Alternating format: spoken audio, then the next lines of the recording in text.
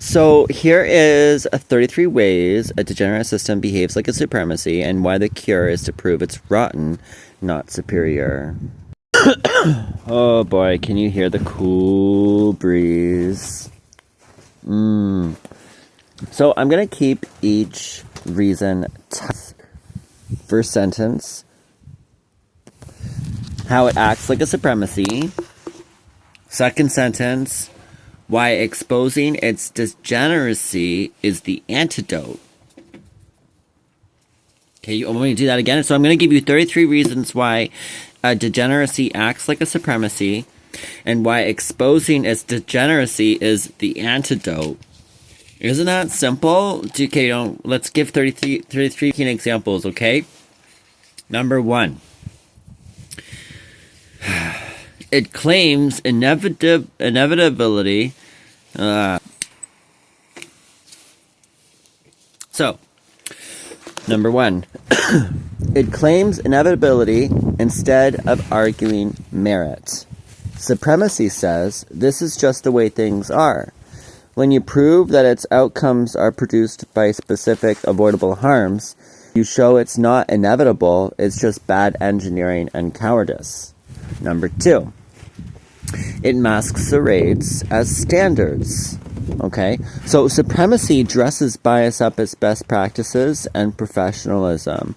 When you show that its standards consistently reward incompetence and punish integrity, you strip away the neutral mask and reveal discrimination.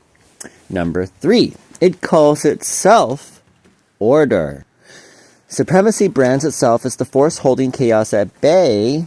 When you document that its order requires homelessness, censorship, and stolen labor to function, you demonstrate it's not order, it's organized decay. I'm not drinking that. They won't even drink it.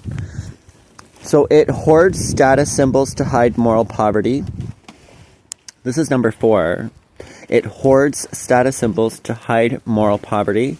So supremacy piles degrees, titles, medals, and robes around itself to signal worth. When you demonstrate that those symbols coexist with negligence, abuse, and fraud, you prove the hierarchy is decorative, not earned. Hi, Carney. Now, number 5, it rewrites harm as regrettable side effects. So supremacy treats casualties as unfortunate but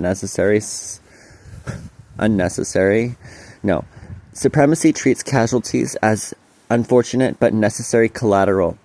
When you show that the harm is predictable, patterned, and preventable, though, you expose those side effects as the main feature, not a bug.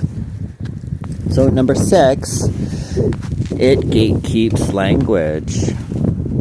Supremacy monopolizes jargon, procedure, and appropriate tone to silence dissent. When you decode its language games, it's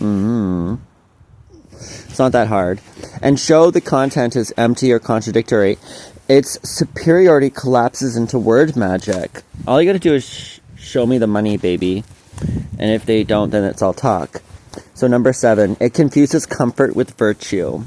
Supremacy assumes that those most comfortable are the most deserving.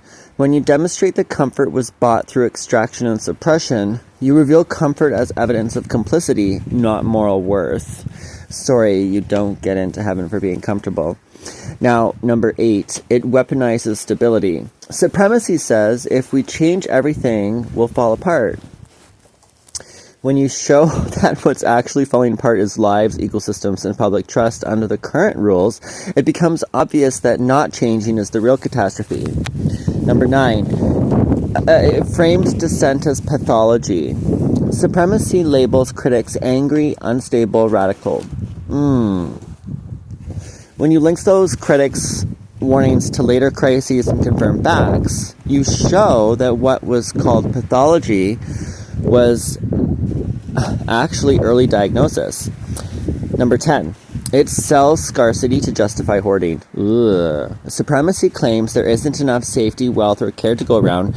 When you map budgets, profits, and waste, you reveal that scarcity is manufactured, an excuse for gatekeeping, not a law of nature. Numero 11. It hides behind neutral tools.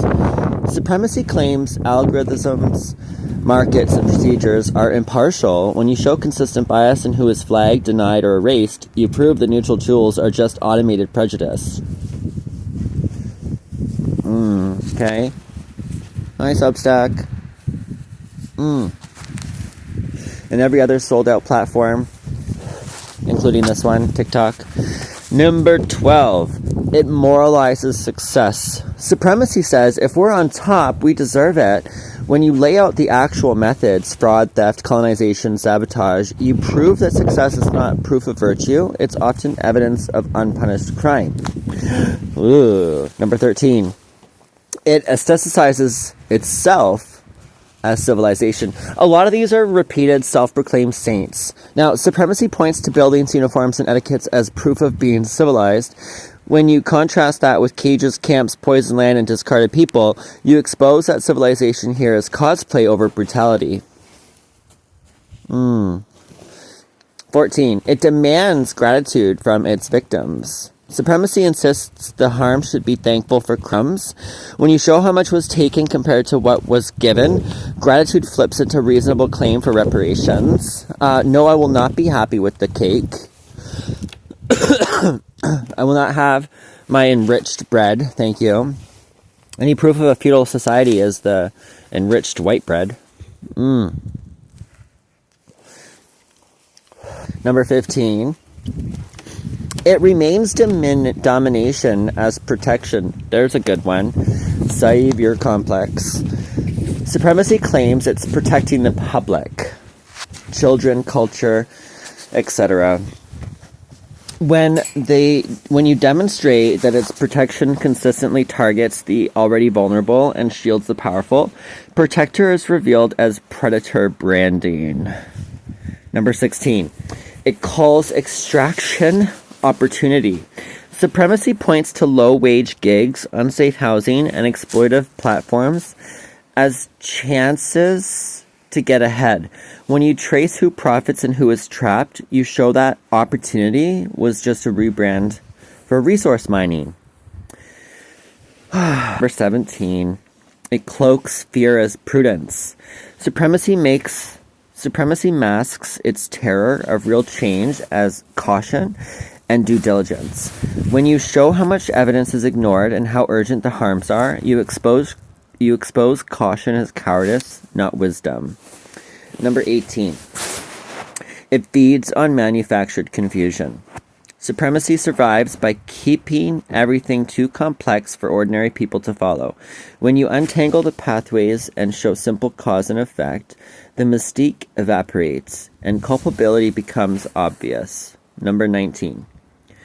It performs diversity while enforcing sameness. Supremacy decorates itself with a few exceptional tokens while enforcing old norms everywhere else. When you compare appearances to outcomes, the gap proves that inclusion is branding, not structure. Number 20. It steals genius and discards the body. Supremacy happily consumes innovation, art, and ideas from outcasts while letting their actual lives collapse. When you document that pipeline, input without care, profit without credit, it reveals a parasitic system, not a nurturing one. Number 21. Oh, God, so many good ones here, eh?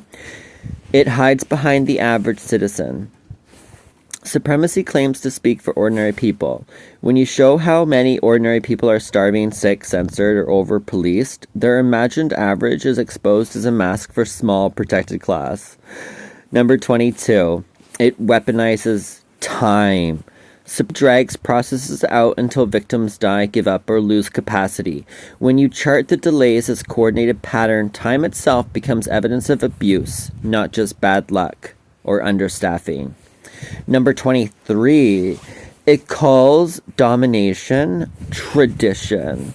Supremacy protects harmful arrangements by saying this is how it's always been. When you provide counter histories and show that tradition was engineered and enforced,